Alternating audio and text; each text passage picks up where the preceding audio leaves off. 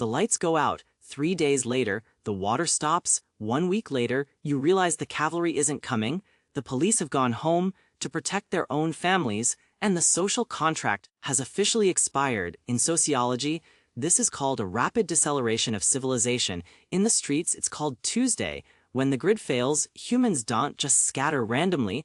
We organize into specific archetypes based on fear, resources, and aggression. History shows us from Sarajevo to Venezuela that 5 distinct groups form every single time.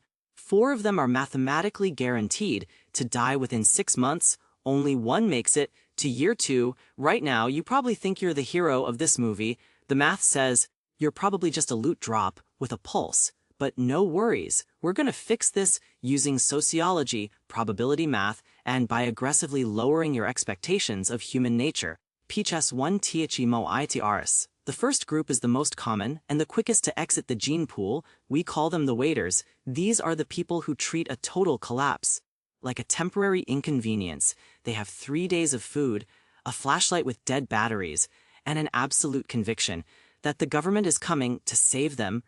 The myth here is that help is on the way. The reality is that during a true collapse, the rescue systems are the first things to break. The waiters suffer from normalcy bias. Their brains literally refuse to process the disaster. They drink all their water in 48 hours because they assume the taps will work.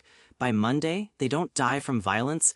They die from dysentery because they don't know how to dig a latrine, or they freeze to death burning furniture in a fireplace with the flue closed. They are dangerous only to themselves, acting as massive calorie drains on anyone foolish enough to try and save them. If you are sitting around waiting for a man in a uniform to give you permission to survive, you are already dead. You just haven't fallen over yet past 2th Maba Lelo Dross. The second group is the one everyone fantasizes about being, but almost nobody pulls off. We call them the mobile loot drops. You know these guys, the gear fetishists. They have $50,000 worth of tactical nylon, 3 different calibers of rifles, and a backpack that weighs 80 pounds. They plan to bug out and live off the land. The myth is that the woods are safe.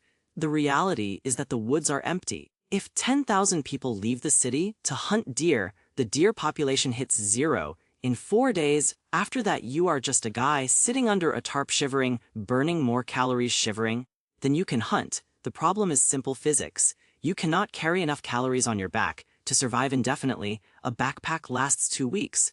Once it's empty, the lone wolf has to sleep, and when you sleep, you are defenseless. To a desperate group, you aren't a threat. You are a walking convenience store.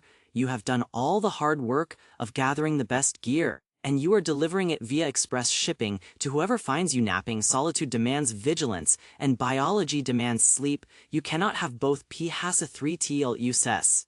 This group forms when the waiters get desperate and the loot drops get caught. We call them the locusts. These are the gangs that decide production is too hard, so they rely on confiscation. They operate on pure aggression. They move fast, take what they want, and burn through resources like a wildfire. The myth is that the strongest rule the wasteland. The reality is that the locust strategy is mathematically unsustainable. It's a game of Russian roulette where the odds get worse every day. Let's say a raider has a 95% chance of winning a fight. If he fights twice a week for food, the laws of probability say he's dead within 6 months. He doesn't need to get shot in the head. He just needs a scratch on the leg from a dirty fence or a rusty knife. In a world without antibiotics, a minor infection isn't an injury. It's a slow, feverish death sentence. The locusts burn bright and die fast, killed by infection in fighting and the diminishing returns of a scavenge world. Piazza 4, The Filartorias de LRS. The fourth group tries to do the opposite. We call them the fortress dwellers.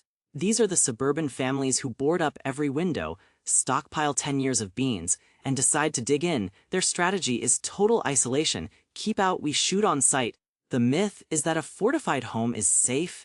The reality is that a fortress is just a prison you built for yourself. In a collapse, fire is the ultimate siege weapon. You can have steel doors and bulletproof glass, but your house is made of wood and drywall. If the locusts realize they can't get in, they won't storm the castle. They will just smoke you out. Worse, they suffer from siege mentality. They cut themselves off from information. They don't know where the fires are or where the disease is spreading. They rot from the inside out. When a generator fails or someone gets appendicitis, they have no network to call. They die sitting on a pile of gold, usually from carbon monoxide poisoning, or a simple house fire they couldn't extinguish alone. Isolation is not security, it is vulnerability. Phasa 5 psycho log sl marfar. Before we get to the survivors, we have to talk about the filter. How do you avoid the locusts without becoming a fortress? You use psychological warfare. We call this the empty shell strategy. The myth is that you need to look intimidating to scare people off. The reality is that looking scary makes you a target, and looking wealthy makes you a victim. You want to look like you've already been looted. The fix is theatrical poverty. Smash the windows of your own ground floor, but keep the boarding on the inside where it's not visible. Scatter trash and broken furniture on your front lawn. Leave your front door wide open hanging off its hinges, but block the hallway inside. When a group of locusts walks down your street, they are doing a cost-benefit analysis.